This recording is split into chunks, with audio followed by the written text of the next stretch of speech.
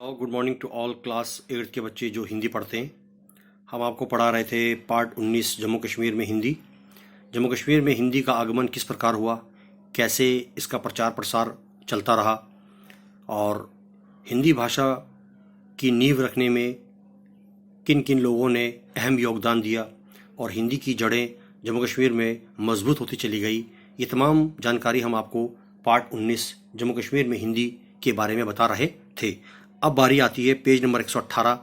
यहाँ तक हमने आपको पढ़ाया था, इससे आगे आज देखिए भाग 2 तथा पदों ने इसमें योगदान दिया। इन कवियों के कई दोहे व पद सुगम, आसान तथा गेय होने के कारण ये कविताएं धीरे धीरे लोकप्रिय, मशहूर तथा हिंदी का संस्कार जड़ पकड़ता गया। हिंदी को जम्मू कश्मीर में जमने के लिए, उसकी बुनियाद रखने के लिए मदद मिलती चली गई। आजकल भी ये दोहे, ये कविताएं तथा पद साधु संतों तथा सज्जनों की ज़बानी सुने सुनाए जाते हैं।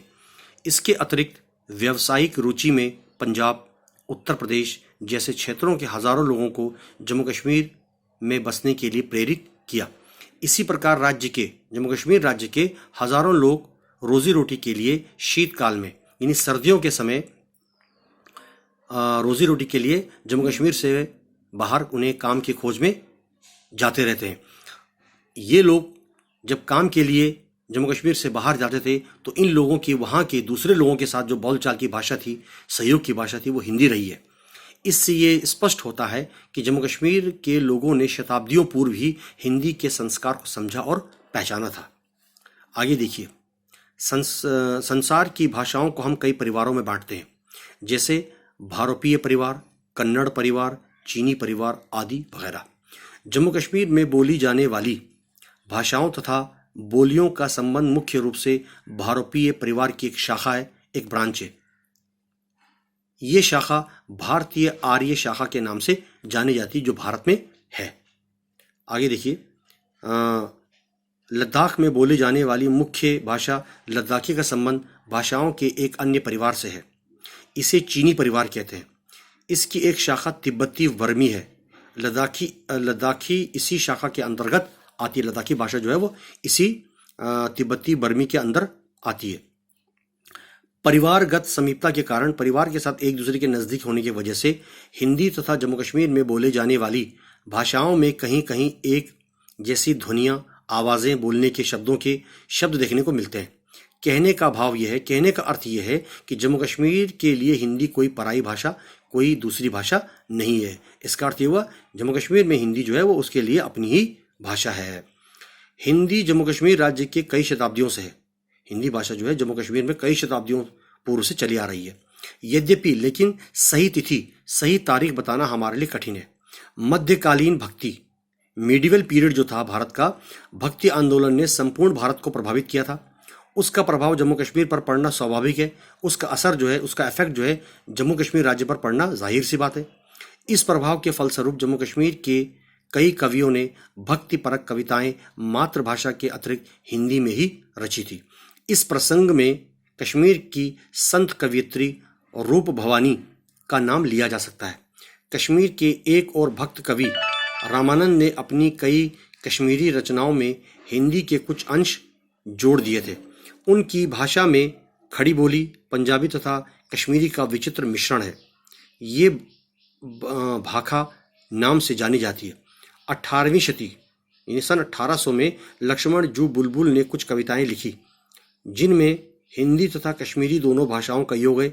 उसके मिश्रण से, उसके मिक्सचर से दोनों शब्दों का इस्तेमाल किया गया। इधर जम्मू के दत्तू नामक कवि ने ब्रिज भाषा में कविता की। इनका नाम देवी दत्त भड़वाल था, किंतु ये दत्तू नाम से चर्चित हुए, मशहूर हुए। इनका समय 18वीं शताब्दी था। ये जम्मू के प्रथम हिंदी कवि माने जाते हैं। वीर विलास तथा ब्रिजराज पंचाशिका के द्वारा इनके रचित ग्रंथ है। वीर विलास नामक ग्रंथ का आधार संस्कृत भाषा में लिखित महाभारत काव्य से मिलता है। महाभारत में एक पर्व विशेष का वर्णन हुआ है, जिसे उत्तर भारत के लोग बड़ी श्रद्धा से, बहुत ही अदब से गाते हैं। उनसे अब आगे देखिए, यहाँ पर है,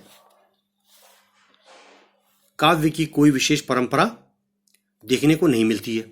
विद्वानों का ये विचार है फिलोसफर ये मानते हैं कि उनके एक वंशज कृष्णलाल नामक किसी व्यक्ति ने महाभारत के कई पदों का अनुवाद, महाभारत के उन संस्कृतों के दोहों का, उन पदों का अनुवाद जो है तर्जुमा यानी कि उनका ट्रांसलेट हिंदी में किया है। कश्मीर के भक्ति काव्य की तरह जम्मू में भक्ति काव्य की कोई ठोस परंपरा दिखाई नहीं देती है। तो आगे देखते रहिए आप लोग।